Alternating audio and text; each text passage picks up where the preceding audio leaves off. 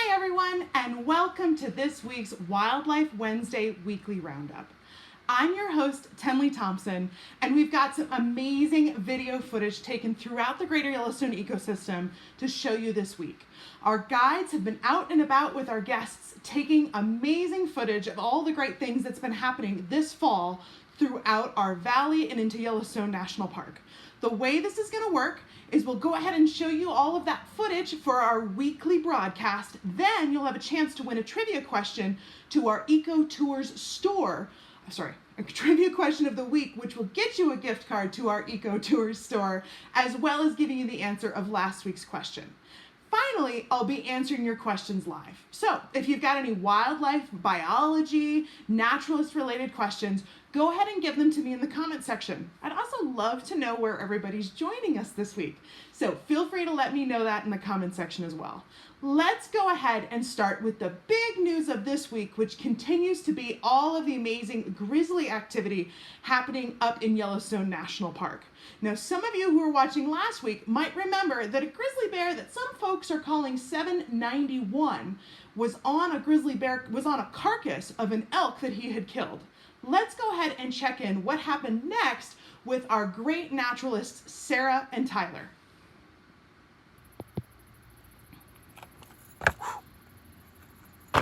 Hey guys, something amazing happened this week in Yellowstone. In Hayden Valley, a huge boar grizzly bear took down a bull elk. It's a sight that few people see in their lifetimes, and ecotours had the privilege to see this entire interaction. Not only the takedown and kill of this bull elk, but also the interactions of scavengers, of wolves, eagles, and coyotes all coming in to feed on that carcass. Let's take a look at some of the pictures and some of the interactions from that kill. Early last week, a huge, dark-colored grizzly bear chased a bull elk into the Yellowstone River. Elk can usually outrun large grizzly bears. They are much more cumbersome than the long-limbed elk. And typically, when chasing these animals, the bears are very unsuccessful. However, in this case, the bear was actually successful. It chased the elk into the river, grabbed onto its hindquarters, and brought that animal down. And while the initial takedown was very quick, only about 15 minutes, it took the bear quite a while to push that elk down the Yellowstone River and onto the opposite bank. Of course, such a large meal isn't going to go uncontested forever. The bear did hold on to its kill for 3 days, really only contending with ravens, the occasional eagle and turkey vulture, and maybe the lone coyote. But eventually, other competition arrived, and that competition was in the form of wolves. On the third morning after the initial kill, 6 wolves from the Wapiti Lake pack came down to challenge the bear for its food. Unfortunately, this challenge was unsuccessful, and the wolf pack backed off. The next morning, reluctant to leave the kill, a young wolf did come down out of the forest to try and steal some food from the grizzly. I was able to witness this. It was an absolutely incredible interaction where the wolf would inch closer and closer to the grizzly bear, and they almost looked like at one point to be touching noses. The wolf is likely to be a younger individual in the pack, probably only 2 or 3 years old, and this can be judged by its inexperienced behavior. Usually lone wolves don't go up against grizzly bears, don't try their luck at taking some of the meat. They know that there really is no chance of them being able to take some meat from that bear. And so that's why we think this is a younger animal.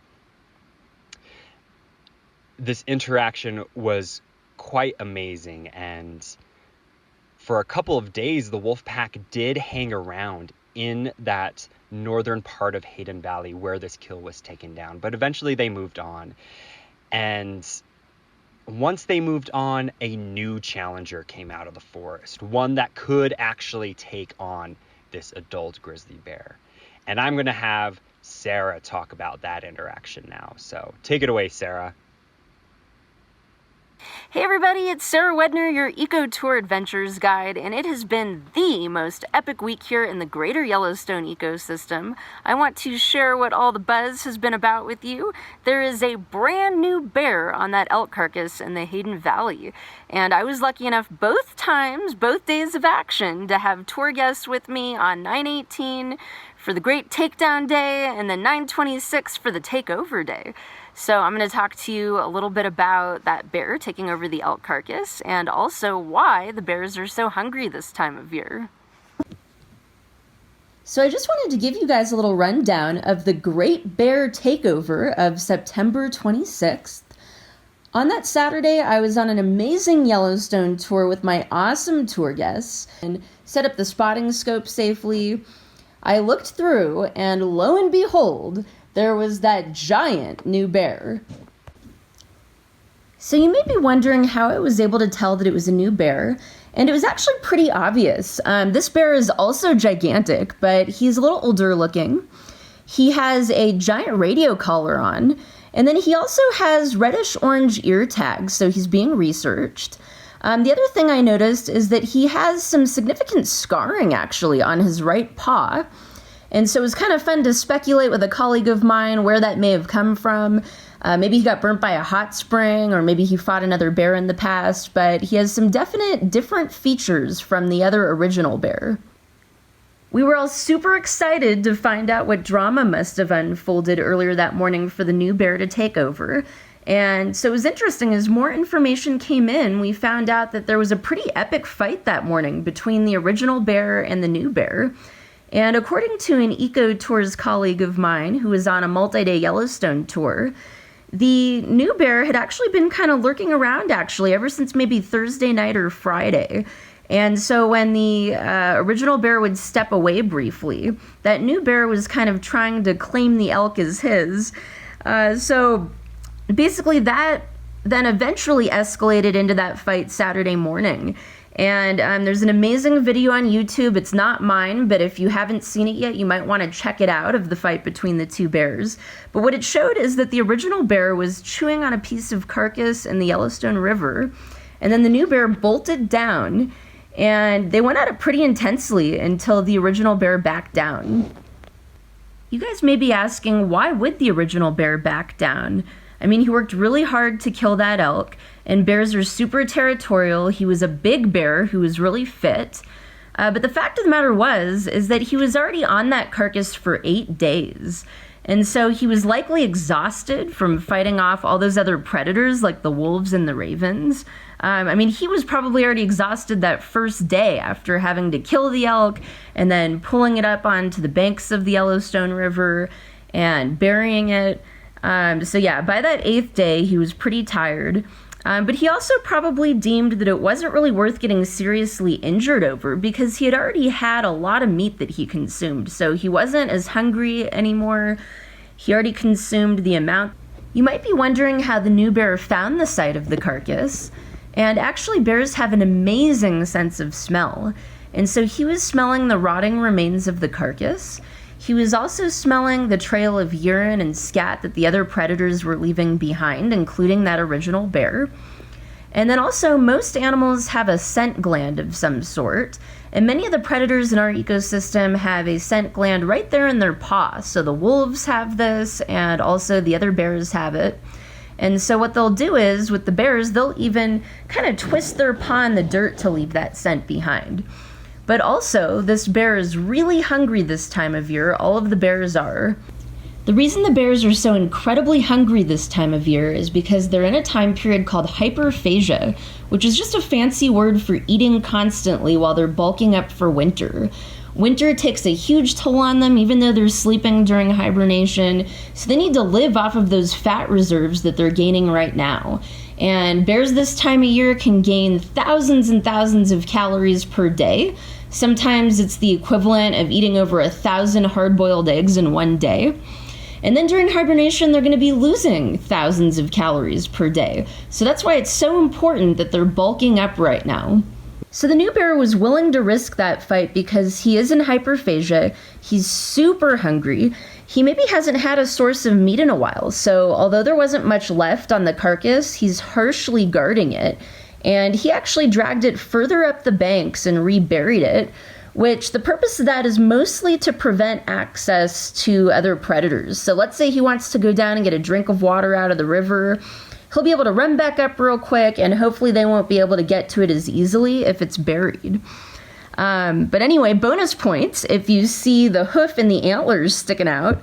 But yeah, he's guarding that carcass with his life right now. He's looking totally exhausted. We saw him panting and swatting at the ravens, so it's a real fun sight to see. So, some pretty amazing stuff coming out of Yellowstone National Park. I hope you all enjoyed that. We're getting a little bit more from some of the guides we haven't featured as often here on Wildlife Wednesdays, just simply because they've been so busy out in the field. And that was our first report from Sarah Wedner. So thanks very much, Sarah, for that. And thanks, Tyler, who we're going to hear a little bit more from later on in the program. So everybody's been saying where they're posting from. I'm pretty excited to see we're being seen all the way in Australia by Allison. So thank you so much for joining us. And Stephanie, I think you're really going to love what's coming up next. It's probably going to look a little bit familiar to you if you were out on that multi-day program with Sarah Ernst. In the meantime, if you're enjoying some of this, make sure you like and share this broadcast. We're certainly not trying to advertise at you, but it really does help us spread our reach. So if you think your family or friends might enjoy this, feel free to go ahead and pass it around. Let's move from all of that crazy activity in central Yellowstone up to the northern range of Yellowstone, where Sarah Ernst had quite the interaction between wolves and grizzly bears in the northeastern corner of the park. Let's check it out. Hello, this is Guide Sarah Ernst, and we are on day 3 of a multi-day trip up to the Lamar Valley and back from Jackson. We've had quite the amazing week, but kind of capped it off this morning while watching the Junction Butte wolf pack at their rendezvous site, a mix of adult wolves, yearlings, and pups. As we were watching the pups play and the adults come in and greet them, we were scanning across the fields and spotted a large collared grizzly bear coming in from the east, traveling directly towards the rendezvous site of the wolves. Now, wolves will have pups in a den in April, but once the pups can travel, they'll move them to a rendezvous site. A rendezvous site doesn't have a hole in the ground. They just sleep right out in the open.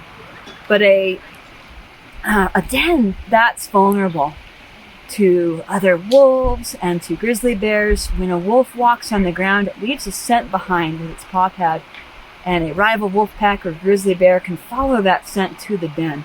The rendezvous sites gives the wolves more flexibility and a more good visual overlook, keeping the pups safer. The Junction Butte pack moved the pups to this rendezvous site just a few weeks ago, and this grizzly perhaps didn't know they were there, but he certainly found out pretty quick as we were watching. At first greeted by some of the adult wolves, and as the grizzly started to approach closer and closer to the pups, who remained pretty clueless the whole time about the bear's presence, the adult wolves started to take this more seriously. And as you can see in the video, they began escorting the grizzly away from the rendezvous site, even working together to nip the bear in the bum. The bear would whirl around and face the wolves, knowing that it can kill a wolf with one swipe of its paws. But by working together, the wolves were able to distract the front end of the bear while another wolf came into the back end.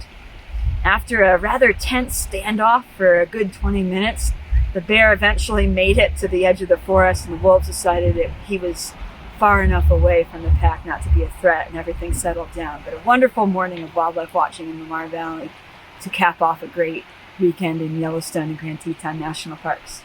This is Sarah Ernst for EcoTour Adventures. So thanks, Sarah, for that report of the Junction Butte pack. Fall is such a fun time to be in the greater Yellowstone ecosystem.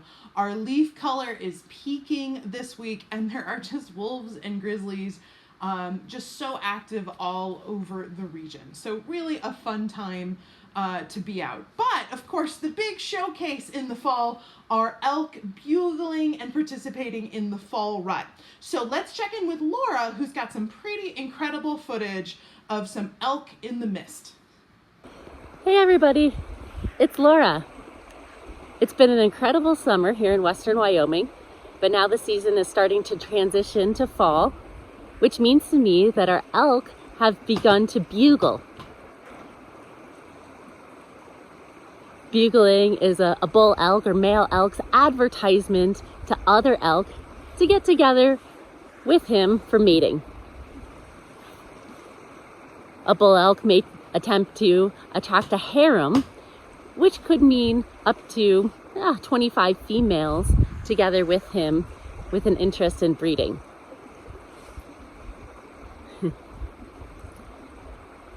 Over the summer season, the bull's been working hard, eating, sleeping, and growing out his impressive set of antlers.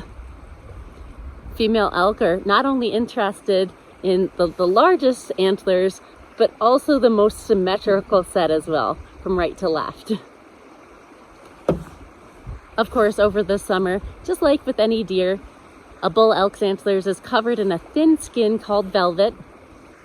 Velvet houses the network of blood vessels and nerve endings so that the antler can grow at a rapid rate.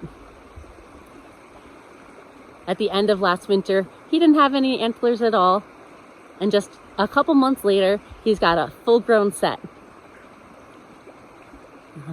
We've been seeing bull elk in the forest raking their antlers up against trees. And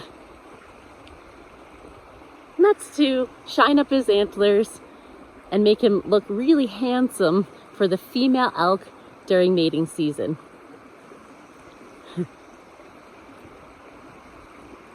Now, some bulls may attract just a couple of different females. Other really impressive bulls may attract a large harem. But other bulls who may be in the neighborhood might attempt to fight with that herd bull to try to claim the harem. And I think they're pretty protective about who they fight with.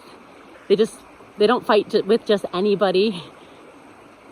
The two bulls might meet, say like in a meadow, and size each other up just to see who is the dominant male first. But if one bull feels like he could take on another bull, then a battle could ensue. And of course, all of this is really exhausting for bull elk. He's so preoccupied with mating, with displaying for the females, sparring with other bulls, and forgetting to stop to eat, that he may lose a bunch of weight during the mating time. I've heard that bulls can lose up to 25% of their body weight in the fall, leading up to a hard winter. And that can make a bull extremely vulnerable to predation, or sometimes just keeling over the following winter season. But for the elk herd as a whole, that may be an advantage because over the winter, the female elk are pregnant and they desire extra forage to help them grow those baby calves, which would be born usually in late May or early June here in the Tetons. Well, thank you for watching. Cheers.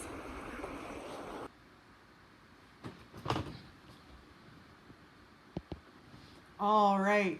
So some of you guys actually had some questions on that last one, which normally I'd wait till the end of the broadcast, but let's go ahead and answer them for you just because we all have it in our head right now.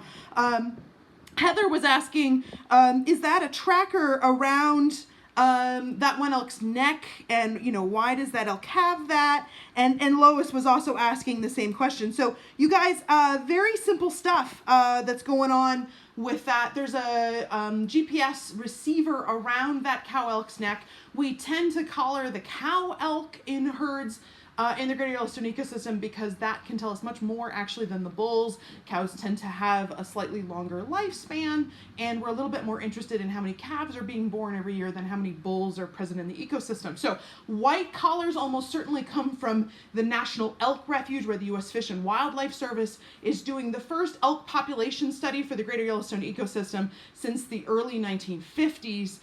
they're finding that elk migration patterns and elk ratios have greatly changed from that time. Studies have not been published yet, but preliminary data suggests that 25% of our elk population used to migrate to the National Elk Refuge through Grand Teton National Park from Yellowstone.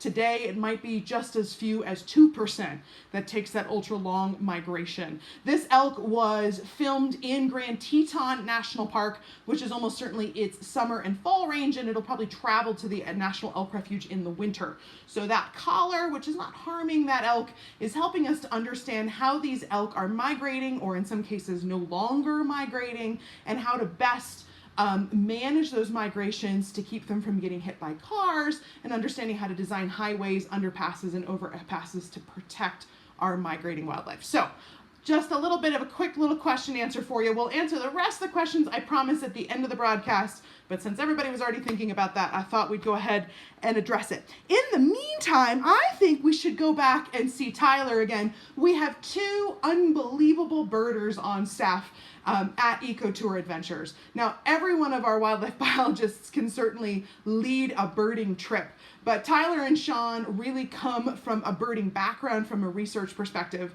And so let's check back in with Tyler, who really is an expert on birds, about some of the great bird sightings we've had throughout the greater Yellowstone ecosystem recently.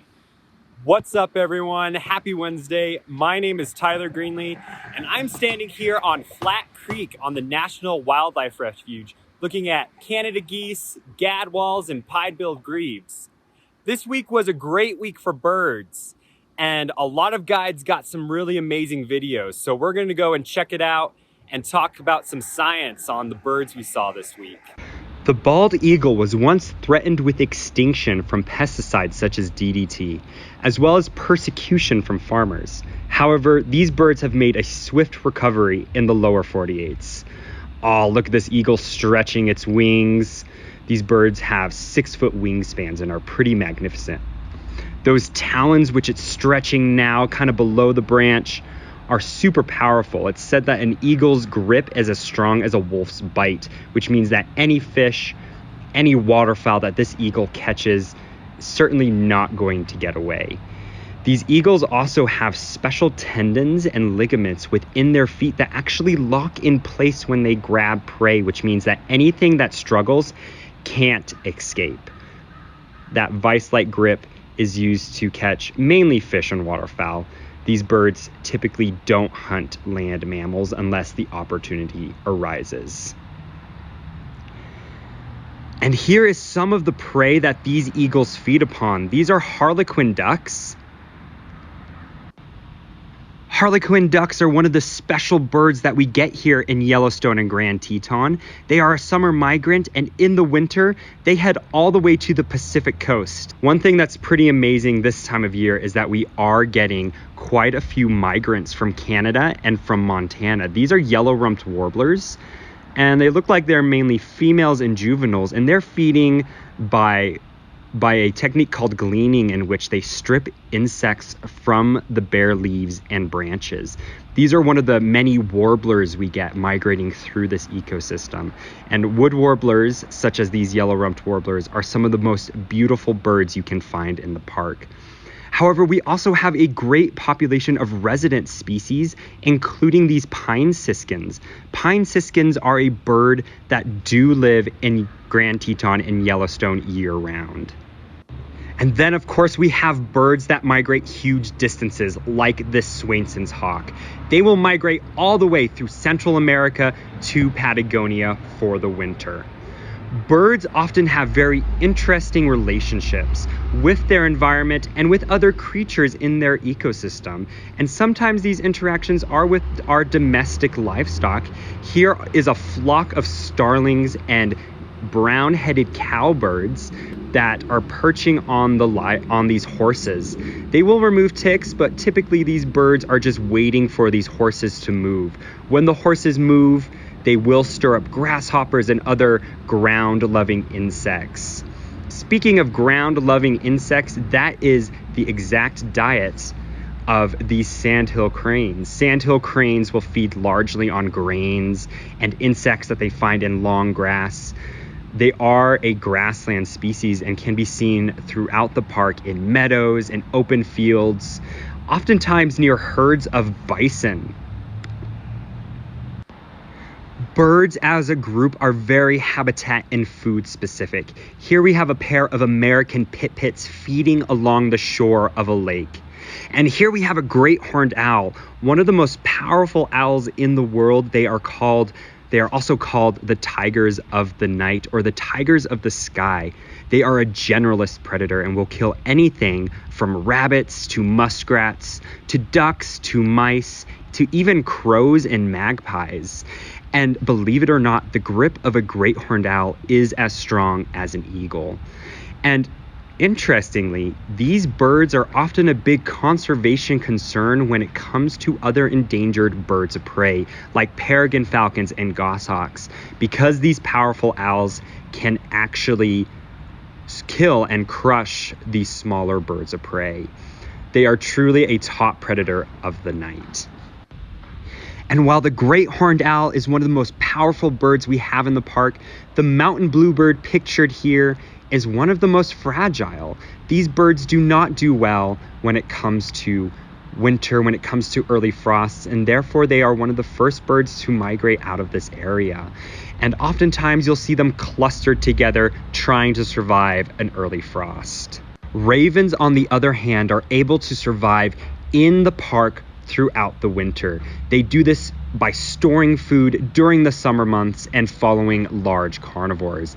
They will follow wolves and bears, to killed elk, and to dead deer. Ravens may be the most intelligent bird in North America, and there are studies from Seattle that demonstrate that they might be able to recognize people from visual cues and from their faces. Awesome, guys. To finish up our talk about ravens, here is Sarah Ernst.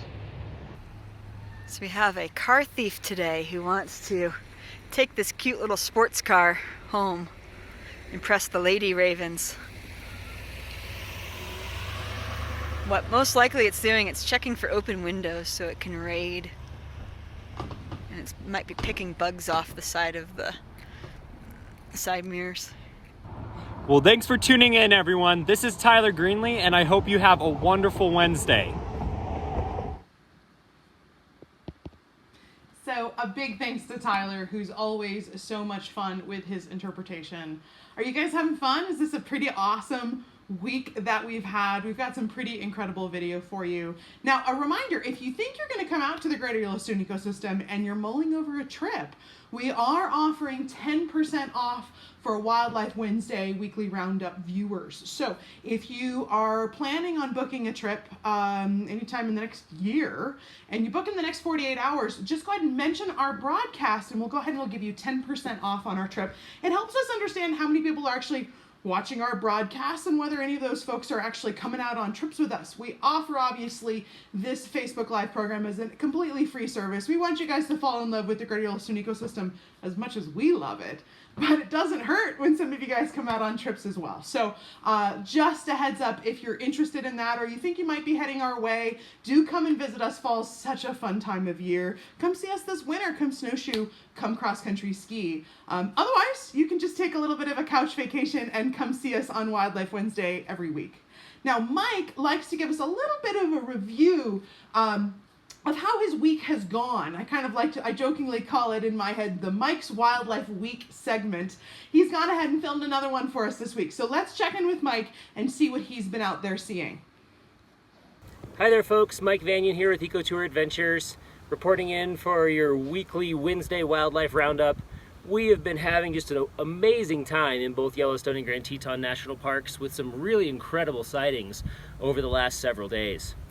Some highlights for me include a black wolf that ran out in front of the car in front of me. And so of course we all pulled over and this wolf was running through an old burn, bouncing over these logs.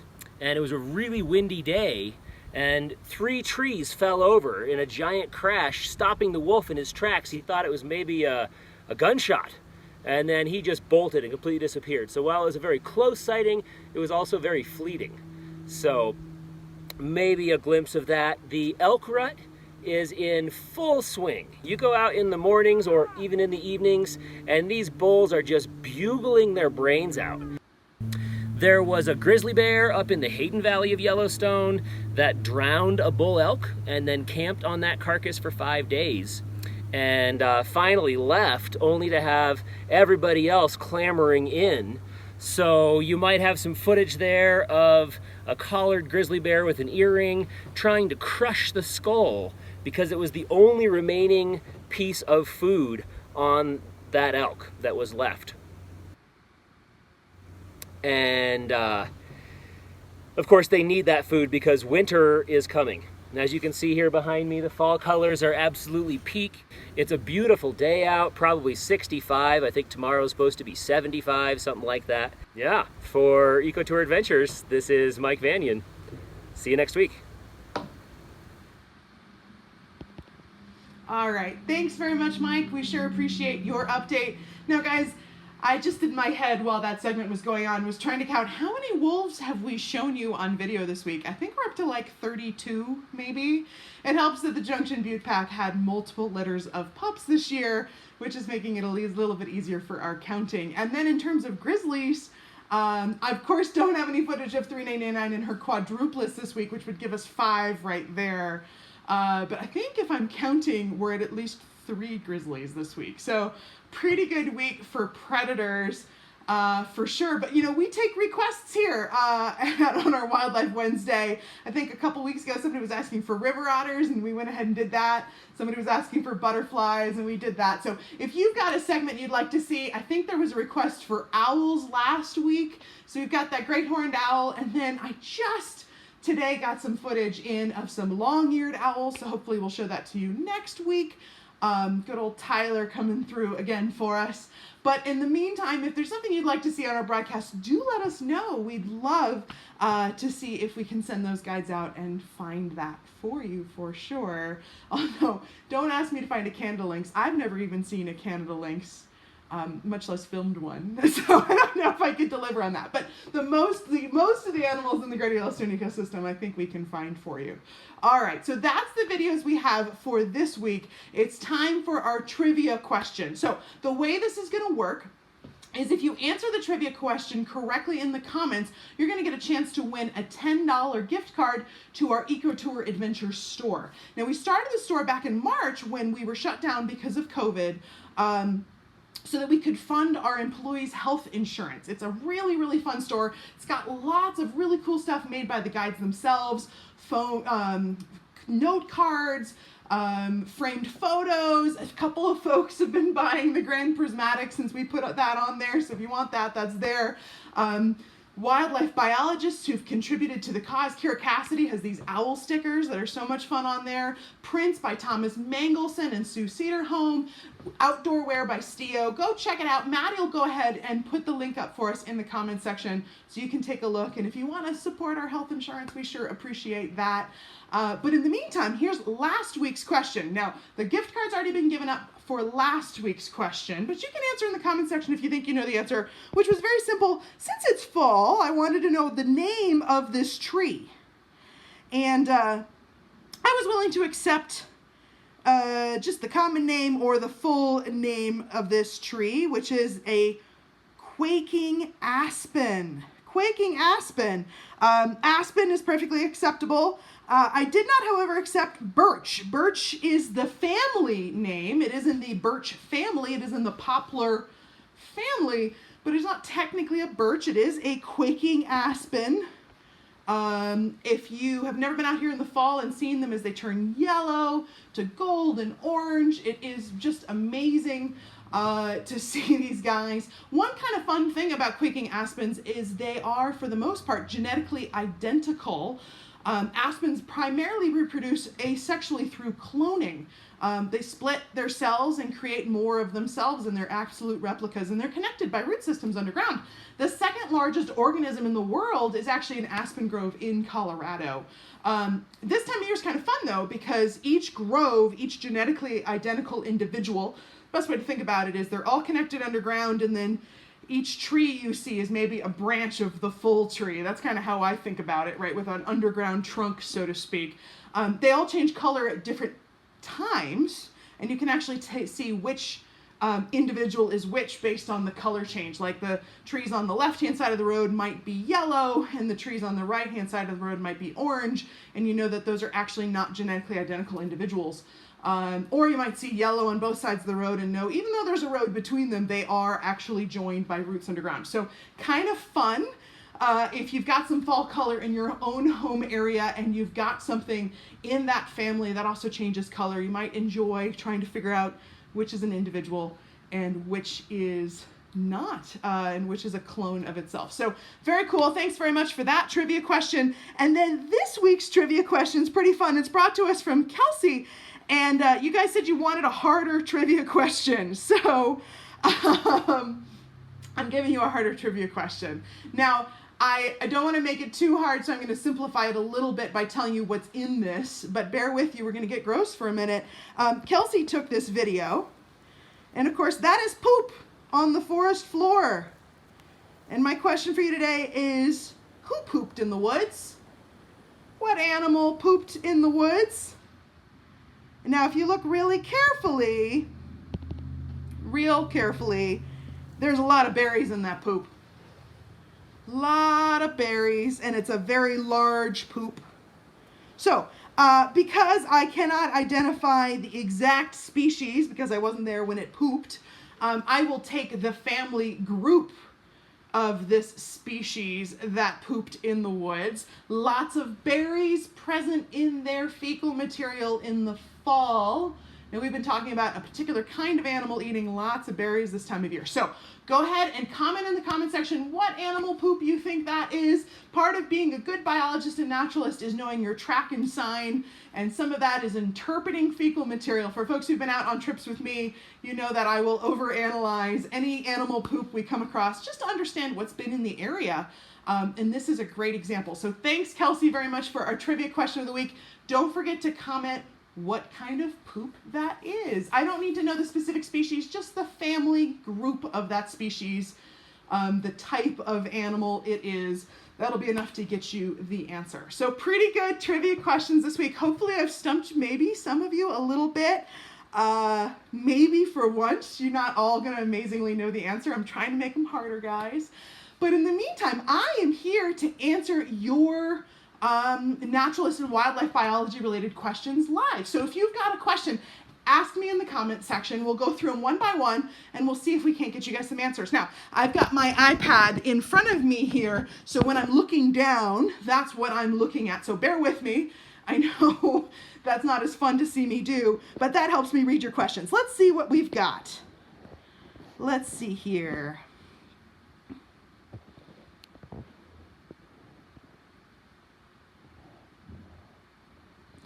All right, Mike Spragler says, how is the wolf population doing here? Mike, I am assuming you're joining us from somewhere in the greater Yellowstone ecosystem, so I'm going to orient my answer to that.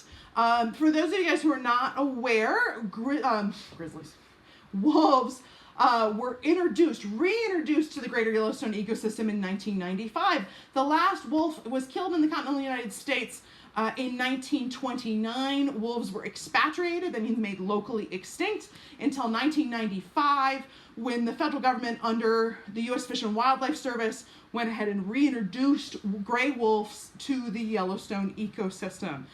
Today, we have a little bit fewer than we had prior to them being taken off the endangered species list. So before they were taken off the endangered species list, between Grand Teton, Yellowstone, and the surrounding areas, we had about 525 wolves in the area. Today we have somewhere around 300. Now guys, the way we count wolves is we count them and then we don't release the data for between 9 and 12 months. So my data is about a year out of date. That's okay, no big deal.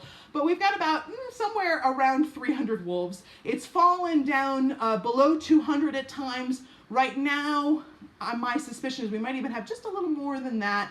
About 98 at last count were in Yellowstone National Park. About 175 of those wolves were present somewhere somewhere else, which is to say somewhere managed by the state of Wyoming's Game and Fish Department. So I know those numbers don't exactly match up. It's because the studies were done at different times of the year, but relatively close. Somewhere around 300 is how many we have. So hopefully that answers your question. Thank you for that. Oh, and I should say, wolf population's stable.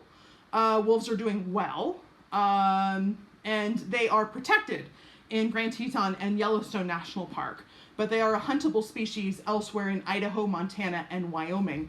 We do have wolf populations starting to spread to other states. We've got wolves in Oregon.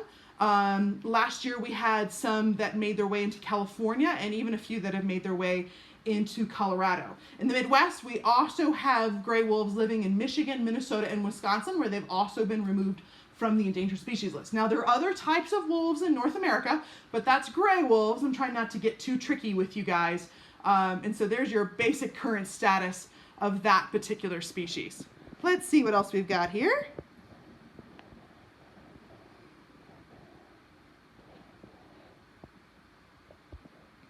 Sadie asks, I have a question. On previous occasions, Tenley mentioned that bears like Grizzly 399 return to the same den or close proximity to the previous den to spend the winter. Is the location imprinted on the cubs, or do they make a den elsewhere? Will they hibernate nearby?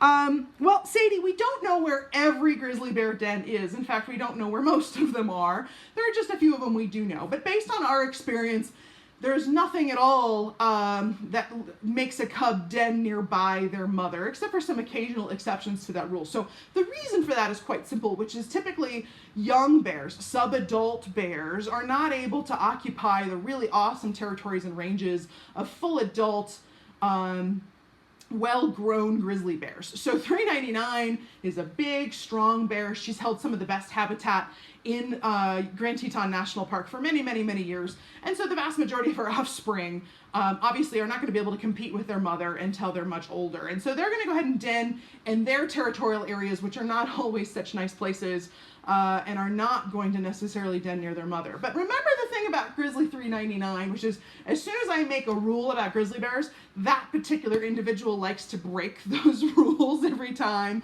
Grizzly bear 610 oftentimes does den nearby Grizzly bear 399. That is Grizzly bear 399's daughter, 11 or 12-year-old maybe now daughter. I don't know of any of her other offspring denning nearby. I'm really careful to go nowhere near that area when they're denning. And I'm really grateful that everybody else who has any idea of where that den is doesn't go anywhere near there either, to give them some privacy. It's also just a bad idea to go hang around a den, needless to say, of a grizzly bear. So while I have certainly gone and taken a look at dens that I know are no longer occupied and haven't been used for years, perhaps in the dead of summer when they wouldn't be there, I have never gone and investigated the exact location of where those dens are, because I'd like to leave them alone. I don't want a bunch of human scent up there. I don't want them to stop using it because I went nosing around. They need a safe haven and a safe place to be. So ethically, we're going to leave those dens around alone, but that does mean we don't know as much about grizzly bears and their choice of dens. Beyond, it looks like offspring are certainly not usually going nearby, just because their territories are not usually nearby. It's not uncommon for a grizzly bear born in Grand Teton to come to Yellowstone, or a bear born in Yellowstone to go to the Togety Pass area, or up into the Teton Wilderness or the Bridger Teton National Forest. They're not necessarily going to stay nearby. There's a pretty prevailing theory out there that grizzly bear 399 might have been born in Yellowstone and came down into Grand Teton. When she originally came into the valley, there weren't very many grizzlies in Grand Teton, and so that would make sense that she might come from that area. So thanks very much for that question. That's a great one. Let's see here. Kelly asks, do bears always bury the carcass, or is it to hide or preserve it? And then she says, never mind, it was answered. Usually, they usually do. And it does provide some preservation from the heat of the sun. It keeps it a little cool, but mostly it's to keep other critters off of it. Ravens can eat 1 pound of flesh a day.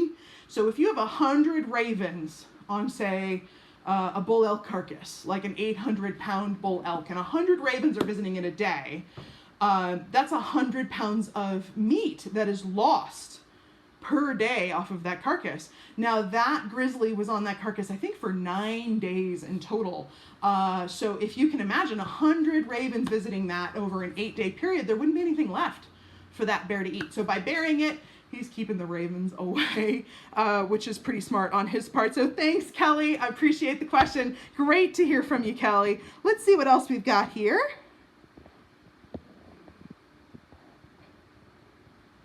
We already talked about the trackers on the elk's neck. If you're tuning us a little bit later, feel free to rewind for the answer to that question. Oh, yeah, great question here. Are dippers found in Yellowstone? Yes, they are. I love dippers so much. So guys, the American dipper is one of my favorite birds. They're incredibly nondescript looking bird. Maybe Maddie can put a picture up in the comments section so you guys can see them. We have featured them in our Wildlife Wednesday broadcasts before. Dippers are just so much fun. They don't look like anything special, but they actually are able to dive under the water. They're America's only diving songbird to find insect larvae and other food resources in creeks and streams, particularly high mountain, fast-moving creeks and streams. And when they do it, they bob and they dance and they look like they're jiving and jamming out to. They need like little earphones, little AirPods in their ears as they dance because they dip and make this really fun little noise. And they just look like they're very happy birds. That's anthropomorphizing them a little bit, which I don't like to do, but they really do look like happy birds. I love, love American dippers. They're also a great sign of water quality. Dippers can only live in the clearest, cleanest streams and water sources. So yes, we do have them in our nice glacial melt streams in the greater Yellowstone ecosystem. And boy, am I so glad we have such clean water that we can have one of the most fun birds to watch in the entire world. So thank you very much. I'm glad to see a fellow dipper lover. We do have them both Grand Teton, Yellowstone, and in the surrounding national forests as well. Let's see here.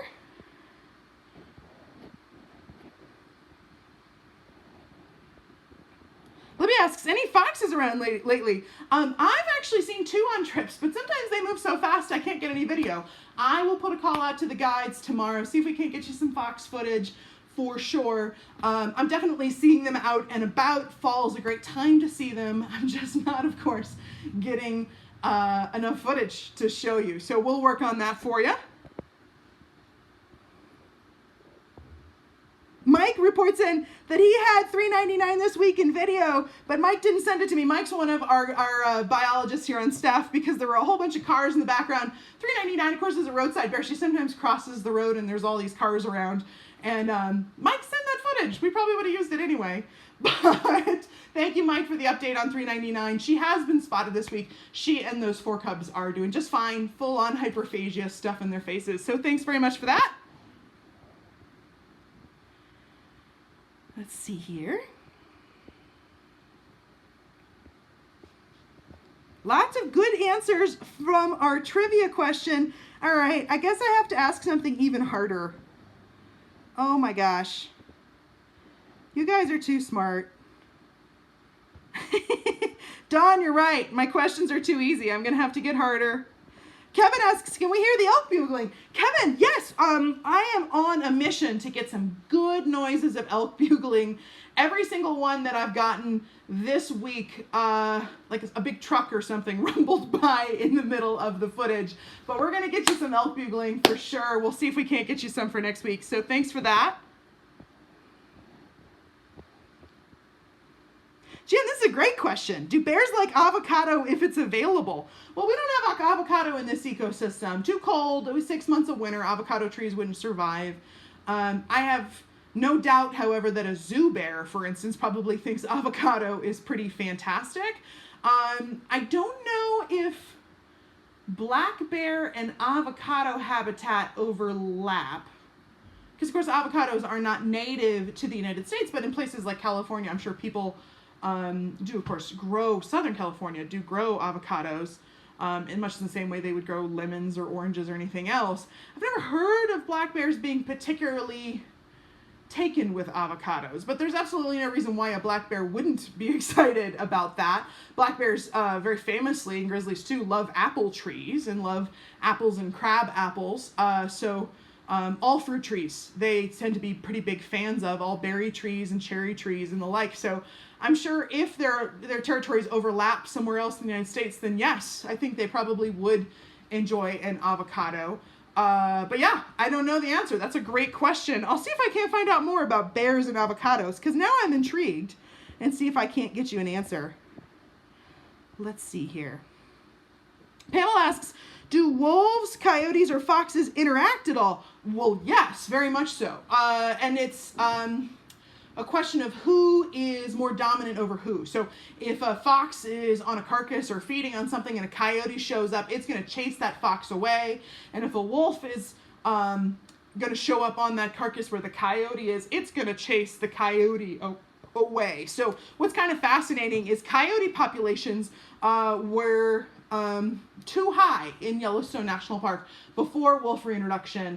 Coyotes steal from wolves, and so wolves tend to not like them very much. And they did create some coyote mortality. So after wolves were reintroduced, we began to see coyote populations fall back down to a normal level. Interestingly enough, we caused an increase in fox populations because, of course, coyotes go after foxes. So by the wolves going after the coyotes and bringing the coyote population down, it gave the fox population a chance to grow. Wolves have no real concerns about foxes. They're not really anything that they have to worry about. A fox is not going to get anywhere near a wolf. So yes, we do see quite a lot of interactions between all three of those species, typically on a carcass. So great question there. Dawn asks, do bears come into Jackson very often? Dawn, black bears certainly can come into Jackson, and that can create conflict. We certainly don't want them to do that. Black bears, or any kind of bear who develops an addiction for human food or is feeding from improperly stored food, and that can be bird seed or cat food or anything else you might have outside, those animals oftentimes can become aggressive for food and can become unsafe and have to be euthanized. So all of the trash cans in Teton County outside of the town of Jackson are bear resistant trash cans, so the bears can't actually get into them. There's actually a big push to get all of the trash cans inside the town of Jackson to be bear-proof trash cans as well. We usually have 1 or 2 black bears in the fall who get into the crabapple trees and some of the other stuff in the town of Jackson, but it's not like we have we're not like Whistler, where we just have bears wandering the streets. Not too much of a problem, and that's because we work really, really, really hard not to have food attractants out for bears. This town is really quite bear aware. We really do care about our bears in our community, and we mostly do a really good job trying to keep them away from food attractants. So great question. I appreciate that. Let's see here. Maddie says he just saw a beautiful fox last night by Calico. Well, Maddie, did you film it? Probably too dark, but thanks very much for that, Maddie. Let's see here. Lee Thompson asks, how hot is Grand Prismatic? Can an animal walk on the edges without cracking the crust and falling in? And are they smart enough to stay away, or do they occasionally fall in? Lee, that's a great question. For those of you guys not aware, Grand Prismatic is second largest hot spring in the world. That's what that photo behind me is of. And yes, we do see particularly bison tracks on the edges of Grand Prismatic, typically in this orange stuff. The colors in hot springs are caused by thermophilic bacteria, and it can give you an indication of how hot the water is actually. Orange thermophilic bacteria tends to thrive in water temperatures that are between about 80 and 120 degrees. And so typically something a bison could walk through without getting burned. But once you start to get up into sort of this greenish blue water, that water is hot enough to kill and boil. Bison are taught by their mothers to avoid hot water like that, and they do have good adaptations, and so we very rarely see bison who make mistakes, but it does on occasion happen. Fountain Paint Pots actually has a set of bison bones in its mud pots. You can see where a bison made a poor decision. Also, Yellowstone's changing all the time, and new thermal features and hot springs are coming up. Sometimes you'll have an inch of crust and boiling water underneath, and 2,000-pound bison certainly will walk right through that and could fall into that boiling water. Most animals learn at a young age to be smart about thermal features. That goes particularly for elk and bison, which are the animals you're most likely to see in the thermal basins. But yes, we do occasionally see cases where animals do unfortunately suffer the consequences. On a side note, there can also be just random toxic gases that can erupt in Yellowstone National Park. We know of 3 different cases where we just found a herd of animals that had suddenly died from probably some kind of a toxic gas that temporarily came out of the ground, killed a herd of bison, disappeared, and then we just found the bison with no discernible cause of death. Probably toxic gas. Not something to worry about if you visit Yellowstone. I'm talking 2 or 3 herds that we've seen this happen to in about 120 years. So it doesn't happen very often, but certainly is possible if you're a bison living up there. So great question. Thank you for that. Let's see here.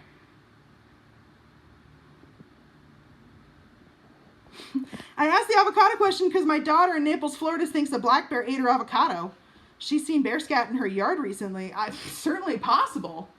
I'd love to hear more from your daughter. So if you've got some details on that, I'm really curious about this bear avocado question.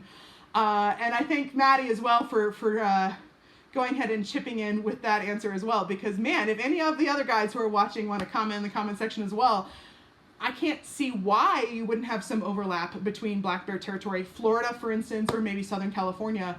And yeah, why wouldn't they want to enjoy an avocado? Bears are omnivores. They have a diet relatively similar to what people eat, which is to say primitive peoples probably ate about 80% vegetation, 20% meat, and that's about what a grizzly bear does.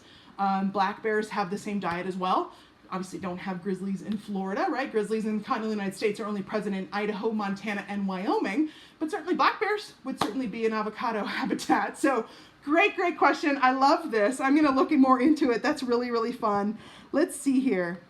Oh, Carrie asks, thanks for telling us about Wildlife Wednesdays. Do you do these all year long? Well, Carrie, we started in March and we're still kicking. So we certainly plan to do them in the foreseeable future, which brings us up to the reason we can do these. We do want to thank the Travel and Tourism Board for the grant that they actually gave us to go ahead and do these live broadcasts with you all. Thank you very much for Teton County Travel and Tourism Board. They want to remind everybody to, of course, keep your distance from wildlife in Grand Teton and Yellowstone National Parks, and remember to stay clean, careful, and connected. You can stay up to date with the latest COVID information at jhcovid.com, and remember, of course, that face masks are required in Teton County in public areas. So if you plan on visiting us, make sure you bring your face mask and your hand sanitizer. I think that's all the questions that we have this week. It's been such a pleasure spending this Wednesday with you all. I hope you all have a wild weekend and a wonderful week. We'll see you next Wednesday. It's been a blast, everybody. So long.